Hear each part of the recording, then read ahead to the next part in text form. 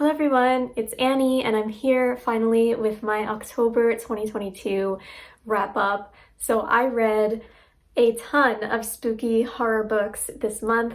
This month was actually a great reading month for me. Let me see, my average rating was 4.1. Pretty good, a massive improvement on September and August actually. So this was a great reading month. I did do a vlog for Gothtober, which was a readathon that I took part in this month, and I'll have it linked up there and in the description. So that is a vlog where I read almost all the horror books that I read this month in one video. So I'm just gonna go through them kind of a little bit quickly in this video so as not to repeat myself too much. So if you want to hear all of my thoughts on the horror and spooky books, definitely check out that vlog. So I, as always, am going to start out with the books that I liked the least and work up to the books that I loved, and my favorite book of the month is always going to be at the end, so stay tuned. First, I want to talk about the one book that I DNF'd, which was sadly my best friend's Exorcism by Grady Hendrix. I bet you didn't expect that, did you? This was my first Grady Hendrix and I just was not impressed. It was set in the 80s and it was a pretty straightforward story of a girl's best friend who got possessed by a demon, and she also has like some family problems and stuff, so it's like a metaphor, you know, whatever. I was going to read it mostly because of this cover and the 80s vibes. I've heard that if you like Stranger Things, you would like this book, but I just didn't. I felt like the main character was incredibly obnoxious, and not in a good way. Like, I tend to like unlikable main characters, especially if they're women. But this, I just hated her. She was terrible. I will also say that, yeah, while this book is set in the 80s, there were so many homophobic and racist remarks that just did not need to be there, okay? This book was not written in the 80s. It is set in the 80s and it was written, I believe, in 2014. It's a modern book. And the book very easily could have taken those remarks out and still been very much giving an 80s vibe. So I really did not appreciate that, and that is ultimately what led me to DNF it. So, oh well. Okay, so that was a DNF, and now we're moving on to the 3 stars. So there were no 2 stars, no 1 stars, moving up to 3 stars. So the first one I'm going to talk about is one that I did talk about in my Gothtober vlog, which is Crossroads by Laurel Hightower. This was a very short novella, just over 100 pages, about a mother who lost her adult son in a car accident. And she basically ends up giving a accidental blood sacrifice to his grave marker, and he comes back. And then the sacrifices keep getting bigger and bigger, and it's basically the question of what is she willing to sacrifice to get her son back. It was fine. I could have lived my life very happily without reading it. It was just okay.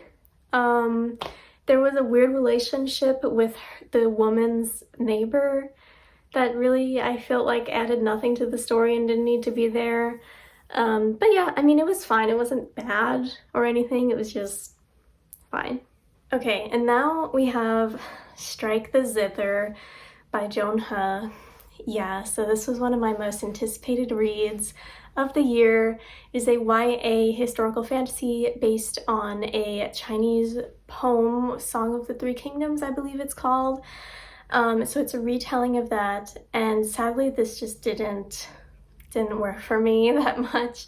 The problem with this book, the biggest problem, the first 50% was gonna be almost a 5-star. Like, it was good. It was very interesting, very, like, it kept your attention, because I really like that kind of war, political intrigue, strategy stuff. So the first half, if you really liked, like, let's say She Who Became the Sun, which has a lot of military strategy in it, you would love the first half of this book, and you might like the whole book, who knows.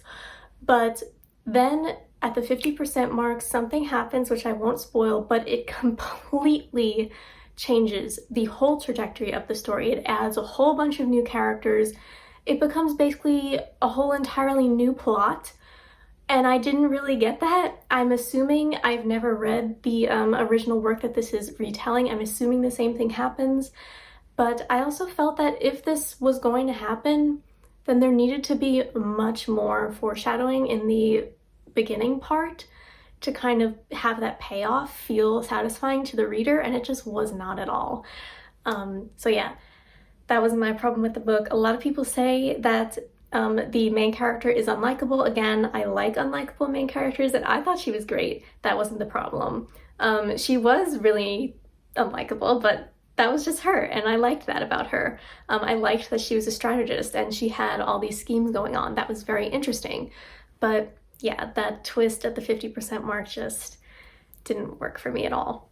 And then the next is Mary by Nat Cassidy, which is a horror thriller book. This is a really weird book, I gotta say, and it is a little bit gross at times and disturbing.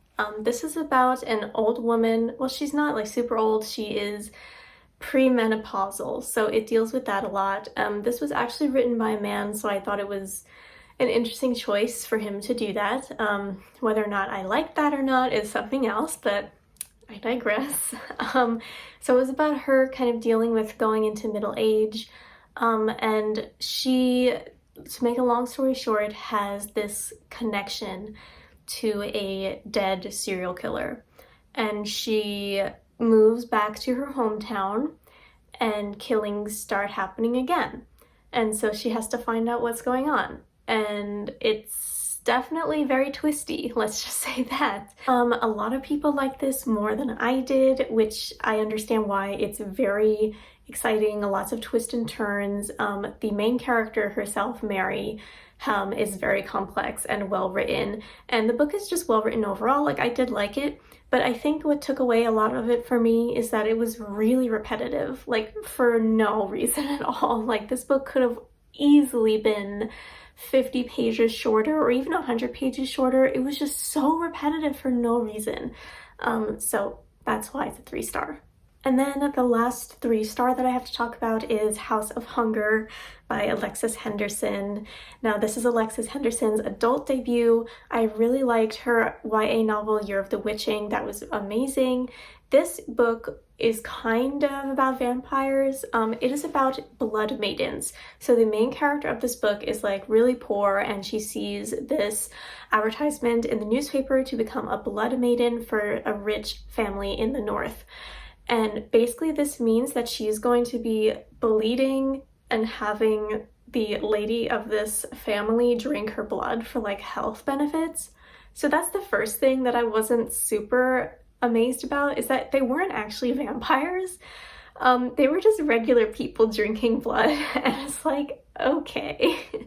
But the atmosphere was done really well. It was very gothic. I really liked those vibes a lot. I just think that until about 75% of the way through the book, there were absolutely zero stakes, like zero, and that is way too late, because suddenly at 75%, a reveal like came up in the plot, and the main character was like, okay, like we gotta do this, this, and this, otherwise this will happen. And it's like, well, that thread should have been going through the whole book. Like, you can't wait until 75% of the way through the book to give us stakes like that. So that's why it was a little bit disappointing for me, but I really liked the whole atmosphere. I liked the main character and her relationship with the other blood maids in this house. It was very interesting. The concept is interesting, but that's where it ends for me. Okay, so the last 3-ish star book that I have is When I Sing Mountains Dance by Irene Sola, which is the book that we read for the Found in Translation book club with Noelle and Britt. Now, this was also a very short book. It was translated from the Catalan, so there was a lot about Catalan history and culture that I really did not know about, and honestly I feel like I needed to. Like, I needed to know about it in order to really get a lot out of this book. The writing was beautiful, however, the description that you get, like the synopsis, is very much only one small bit of the book. There was also a lot of vulgarity in this book, which I didn't really love or expect. It was very strange. It was a very weird book. I can't really explain it. There were a lot of different plots intertwined, and each chapter was told from a different character's perspective and from a different point in time. I do love the nature aspect of this book. There was a lot of talk about how nature and humanity kind of gets along or doesn't get along, so that was very interesting, but ultimately I think my rating for this is a 3-star. Okay, so now we have the 3.5-star books, of which there are only 2. First, we have Africa Risen, which is a short story collection or anthology by a bunch of Black sci-fi and fantasy writers. This was really a mixed bag. I'm not going to get into all the different stories because there's a ton of them, which is my first problem with this book. This book was way too long, and I think there were so many stories that were just not as strong as the others that they didn't really need to be there. That's just my feeling. So it was really a mixed bag. Some stories were 1-star, honestly. There were some stories that just did not fit, and they were really, really disturbing and violent, and just upsetting to read. And then there were others that were incredible. So take from that what you will, but that is why my rating is 3.5. Okay, so the next 3.5-star people might not agree with me with, but it is Nona the Ninth by Tamsin Muir, which is of course the 3rd installment of the Locked Tomb series, the beloved lesbian sci-fi necromancer series. I will say that I gave Gideon 3 stars, Harrow 5 stars, so like I really loved Harrow. That was a masterpiece of a book. This book though I really liked Nona herself. She was a very unique main character, and that is really Tamsin's strength, I think, in creating really unique main characters that are all really distinct from each other. She was really sweet and just very different from Gideon and Harrow. One thing that I didn't love, which is weird because Harrow is kind of the same way, is that I was confused a lot of the time. But with Harrow, it was like a good confusion. And with this book, it was just like a frustrating confusion because there were a lot of characters that had been in the past books that now looked different and had different names. And that was just really frustrating for me and just seemed like unnecessarily annoying. I won't spoil anything, but it just did feel like kind of a filler book, especially because I know that it was supposed to be the prologue to the next book, which is Alecto the Ninth, and it was so long that she had to make it its own book. So that's why it kind of feels a little bit filler to me. But it was cute, and it definitely was interesting to see the world from Nona's eyes. So I enjoyed it, but 3.5. Okay, now I have 4 stars. So the first is Bunny by Mona Awad, which is a very strange dark academia. It is basically about this girl who is in a PhD English program and is writing her thesis. They actually write poems, and she has these classmates who go around calling each other Bunny, and they're very like girly girl, like they go around wearing cupcake dresses and stuff like that. And they're very cultish. So it kind of gave me Heather's vibes. They all call each other Bunny, and the main character really looks down on them for acting this way until one day she is invited to one of their hangouts and becomes a bunny herself. And it was very interesting. Definitely kept me wondering what on earth was going on the whole time I was reading. It was very confusing. I'm not really sure. I think my problem with it is that I wish more had been explained, which is kind of weird because I usually really like books where I have to know what's going on myself and like it's not spoon-fed to me. But I just think that there was too much that wasn't explained.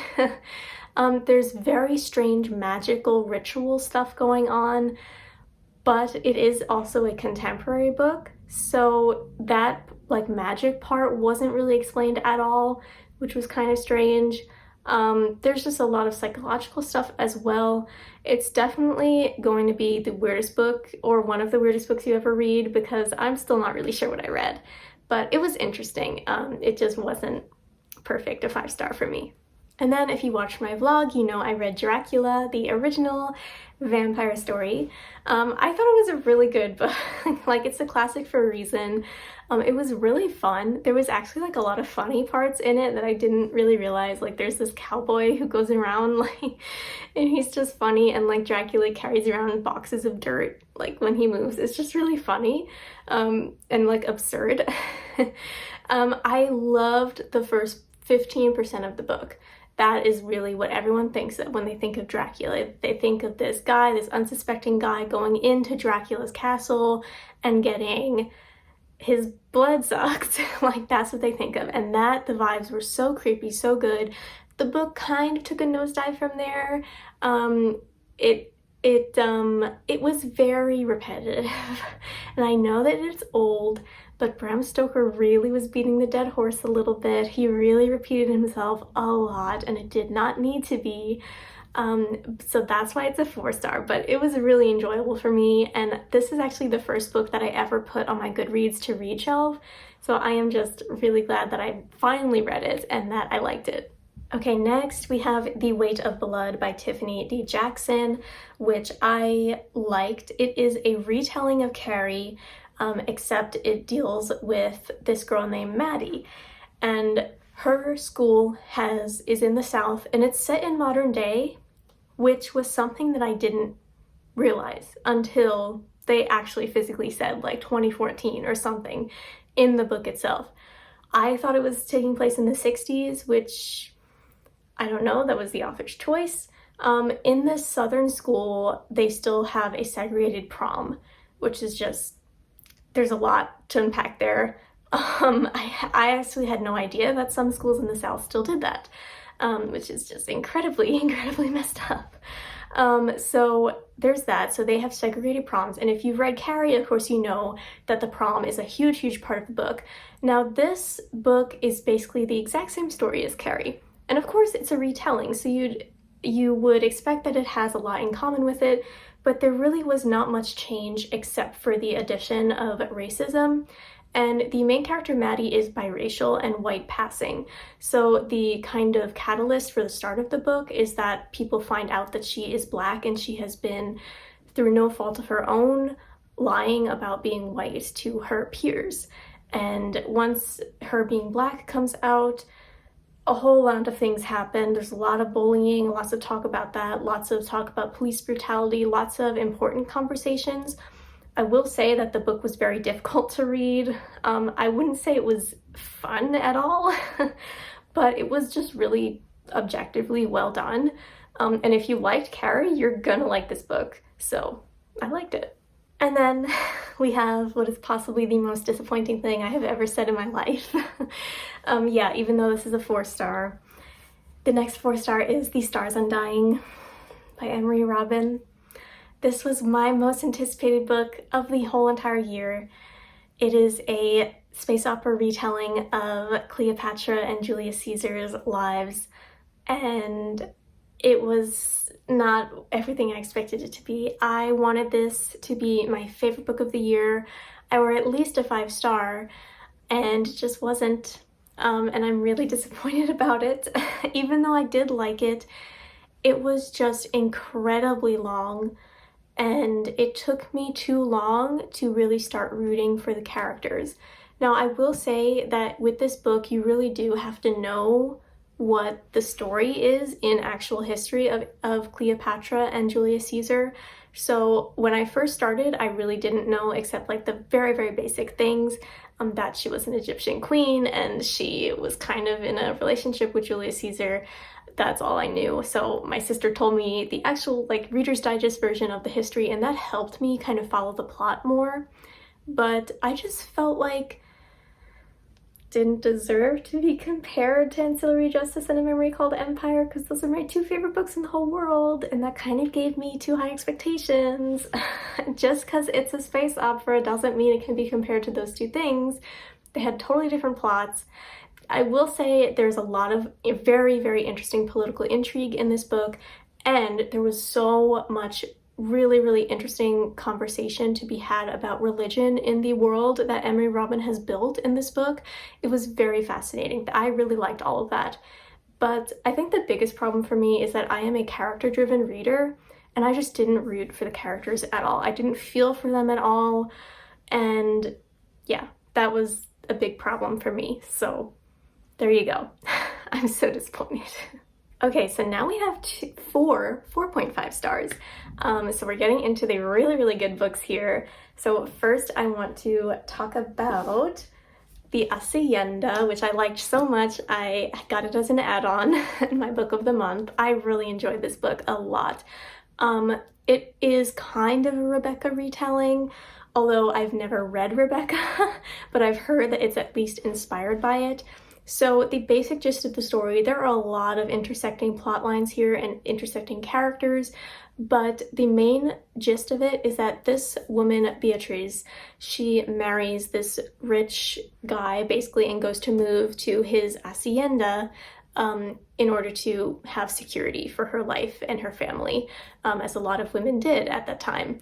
And this is also set in the backdrop of the Mexican Revolution. So that was an incredibly important part of the book and very, very interesting to me, as just like an addition to the plot. It was really well done.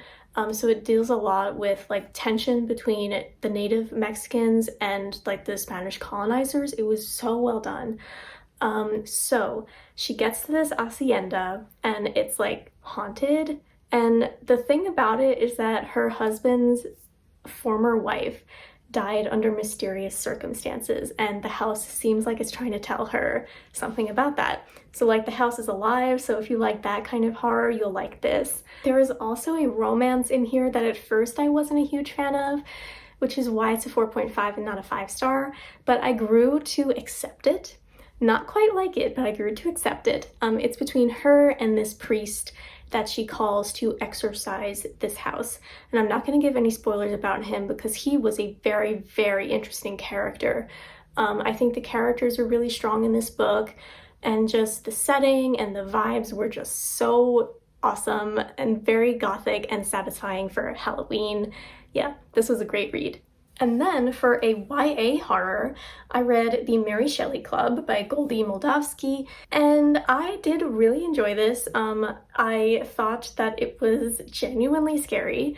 It deals with the main character who has moved schools, which, you know, to get away from her tragic past, which, you know, happens in a lot of YA books. And she meets these students who have what's called the Mary Shelley Club, and they basically, you know, start out watching horror movies and kind of playing pranks, but then the pranks get bigger and bigger and scarier, and it leads to some tragic stuff, which I won't spoil. But the twists and turns in this were really, really satisfying and good. I loved the main character so much. She was very complex, and it was just a fun ride. Like, it was good. The reason it's a 4.5 and not a 5 is not because it's YA. Let me just stop you right there. It's not because it's YA, it's because there was just so much unnecessary romantic drama, and it does serve the plot of the book, but it just was overdone for me. It was way overdone. And I think it could have been a little bit stronger had that just been reined in a tiny bit. But I still really enjoyed this book, and I definitely want to read this author's other works regardless. Okay, then I read 2 other Book of the Month books, which I'm very excited about. I read Sign Here by Claudia Lux. This was really fun. It wasn't perfect, so it's a 4.5 for me, but it was just a great mix of humor and like dark, suspenseful family drama. So it follows kind of 2 timelines that intersect at the end. It follows this guy named Peyote, who is kind of a demon. Well, he works in hell, and there's a lot of funny stuff about that, about working in hell, which is really, really good. It was really well done. And he is basically trying to get enough contracts to fulfill this goal of his that I'm not going to spoil for you.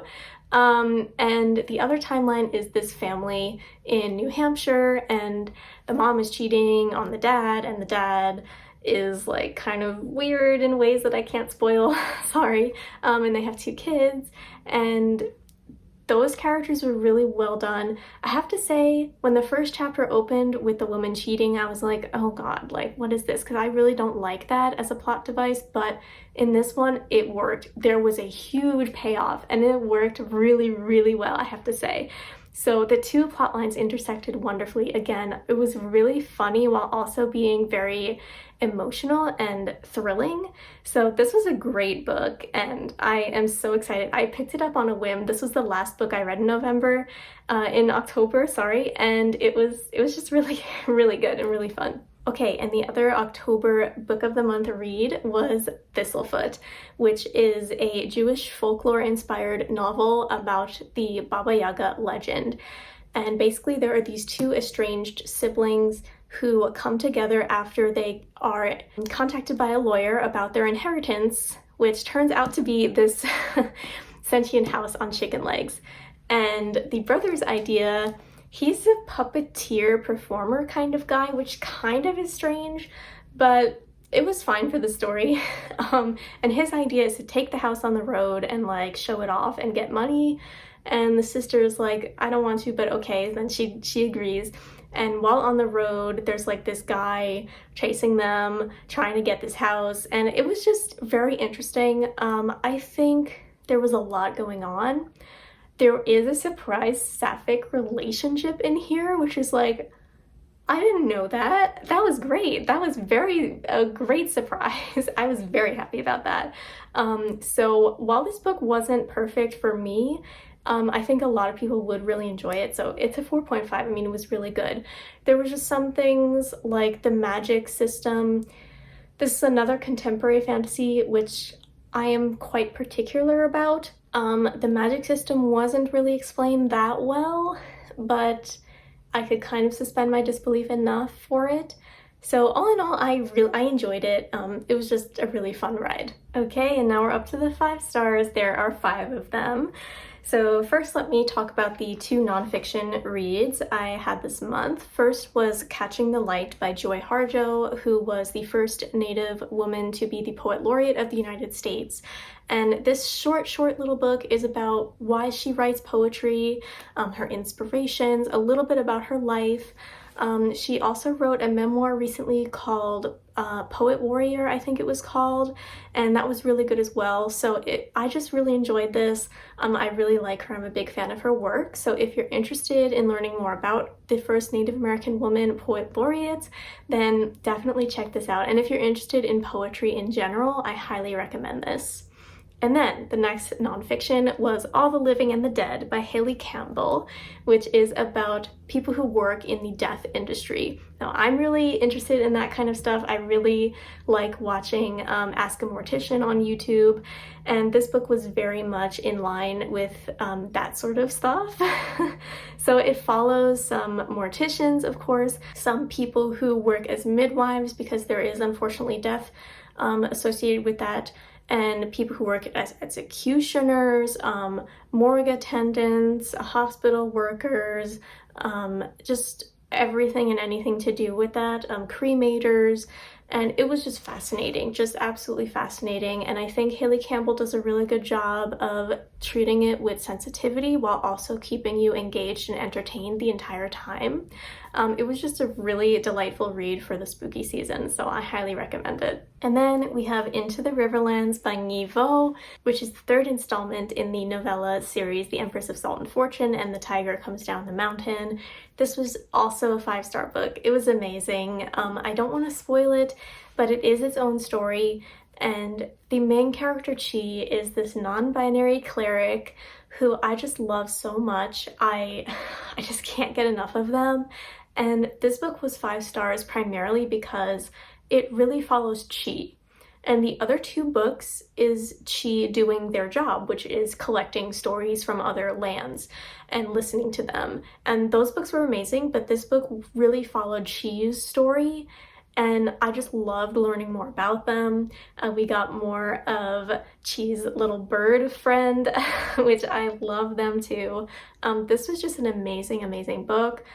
The story in there as well, of course, there's always like a story snuck in there that she learns while they're traveling, and it was really good. I mean, Nevo just struck gold with this series. It just can't do wrong.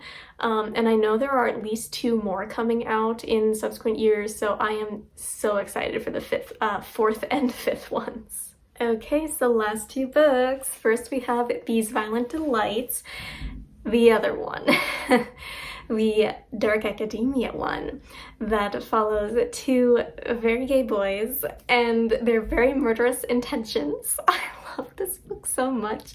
I talk about it at length in my Gothtober vlog, but I loved this and I didn't really expect it to be a 5-star. It was a happy surprise. I just love, first of all, the writing. Gorgeous writing, and I loved the messed up, codependent, trauma-filled relationship between these 2 main characters. They meet in college, so it is dark academia, and there's a lot of that stuff going on, that kind of vibes. It's just creepy too, and the suspense, the anxiety-filled suspense is so masterfully done. I just love this so much. Read it, please, because I don't think this book gets enough attention. If you like dark academia at all, even just a little tiny bit, please read this. This is the queer dark academia book of your dreams. It is so good. And like I said, check out the vlog for me ranting about how much I love this book for a long time because it is so good. And the last and my most favorite book of this month was A Dowry of Blood by S.T. Gibson. And I did not expect to love this book as much as I did, but this is seriously a masterpiece. This is about the wives of Dracula, who only show up for like 2 seconds in the real book, but they are this book. And this is from Dracula's first wife, Constanza, and it's basically her last letter to him. And oh my god, it was great. It was so good. Lots of sapphic stuff, lots of polyamory, which was great. It was really amazing in that aspect. It was so good. I don't know what else to say. It's just a masterpiece. The gothic vibes were amazing. I listened to it on audio, which I do highly recommend because the narrator's voice was so velvety and fit the vibe perfectly. I love Constanza as a character, and I love the other characters as well, and I really like how menacing Dracula was in this. It was so good. So good. I stayed up to listen to it way past the time that I normally go to sleep, which is not something I ever do. I had to finish it in one night. It was that good. So please check this out. It's a novella. It's so short. You won't lose anything by reading it. I promise. You will only gain something. It is so good. Definitely one of my favorite books of this entire year. It is amazing. So thank you guys so much for watching this video.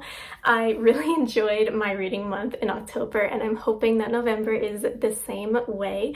So thank you so much. If you like this video, please like and subscribe to my channel for more bookish videos, and I'll see you next time. Bye!